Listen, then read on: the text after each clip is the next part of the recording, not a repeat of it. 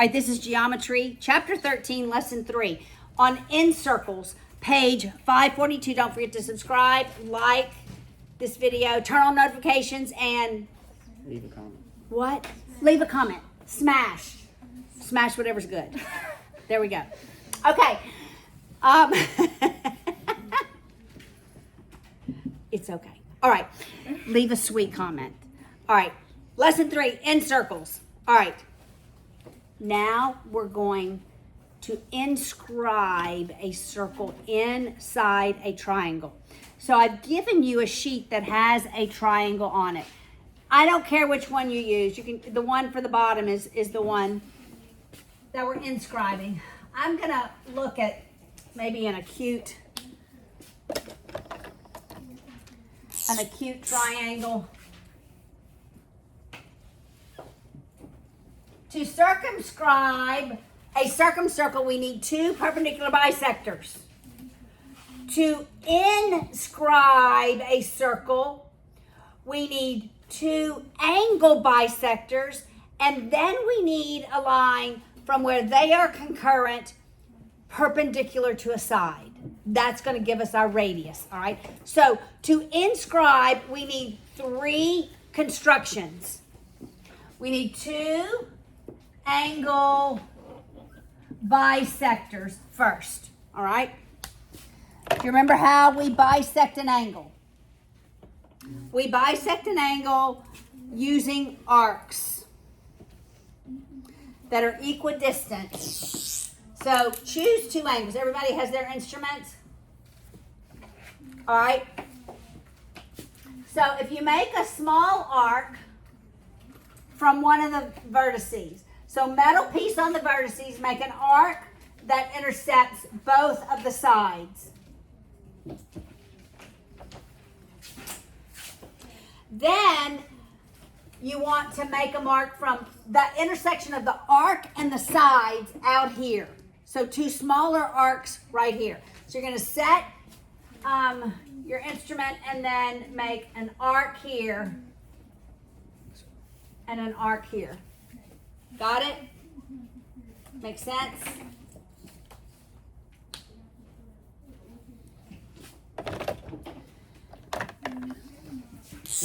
And because 2 points determine a line, we now have that point and the vertex, and that will bisect the angle.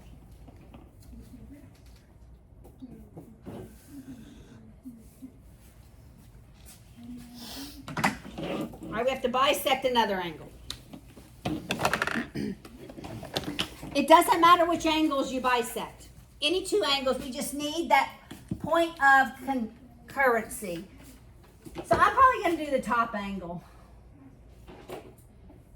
So I'm going to bisect the top. That doesn't look very correct. Okay, I'm not going to do the top angle. I'm going to do this angle.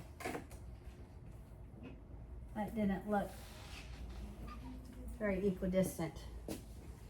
All right, then I'm going to go out from that arc out here, here to out here.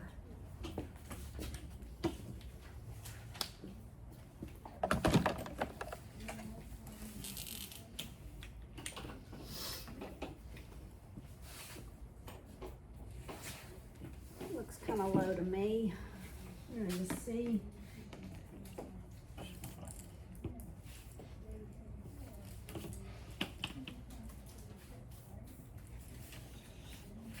All right, that actually looks pretty good. All right, so we have two angle bisectors. Mine does not look like it's going to look right. How's yours look? The point of concurrency, does it look like you can draw a circle? All right, that's good. All right, now we need a line from that point of concurrency. We need a line perpendicular to one of the sides. That's going to be our radius. So from the angle bisectors, point of concurrency, where they are concurrent, we're going to construct a line perpendicular to a side, any side. All right, this is how we're going to do this.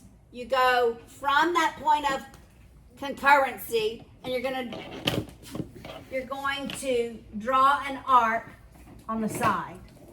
You see that? Draw an arc on the side. Does everybody see that? From the point of concurrency, an arc on the side. Got it?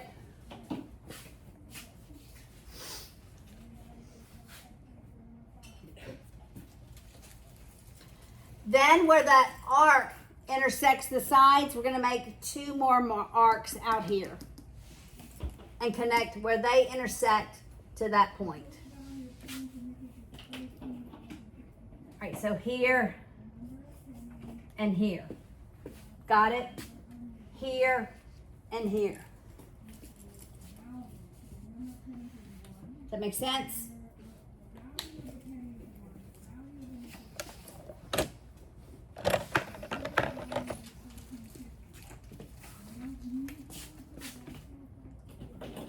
Mine looks so wrong. This gives us our radius. This actually right here is the radius. Does that make sense? Yes.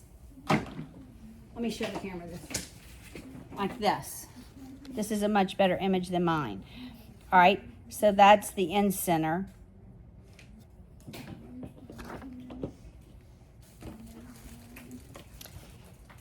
And you got a radius. All right. You got it? Now, you use that radius to inscribe a circle. There's just no way mine's going to work. It should. Wow. Kind of works. Okay.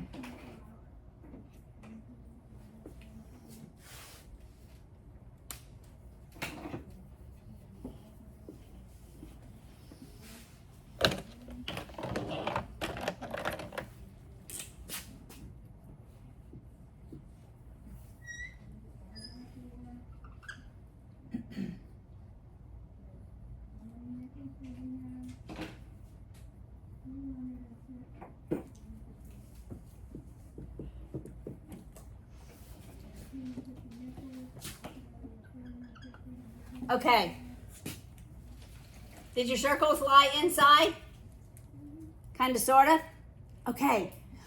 When we circumscribed a circle, we had inscribed angles. When we inscribe a circle, where the angle bisectors are concurrent, is called the incenter. That's the name of it. This is the incenter.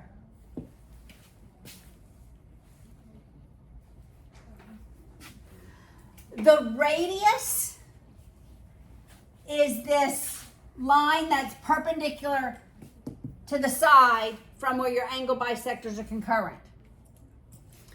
Now notice, how do the sides of the triangle now relate to the circle? They're tangent. They are tangent.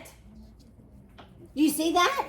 They should be tangent. So that's why we did a perpendicular line, because remember where a line is tangent to a circle and at the same point there's a radius? We already knew that formed a right angle. Got it?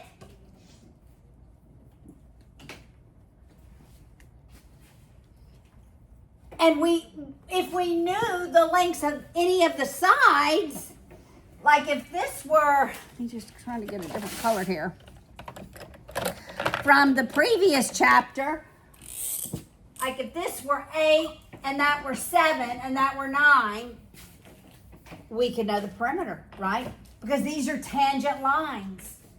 And they meet at a point outside the circle. So that would have to be 8. That would have to be 7. That would have to be 9. Do you see the tie-in to the previous chapter?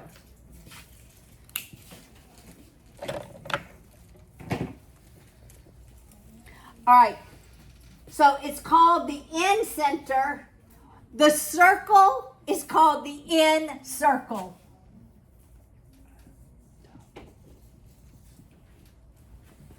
The ones with circumcenter, circumcircle is where the circle is on the outside. The one within is when it's on the inside. Here's what you have to keep straight in your brain. The perpendicular bisectors gives me the circumcenter. The angle bisectors gives me the incenter. From the circumcenter to the vertex gives me the radius. From the circumcenter to the vertex gives me the radius. From the incenter perpendicular to a side gives me the radius. Got it? From the incenter perpendicular to a side gives me the radius for the incircle.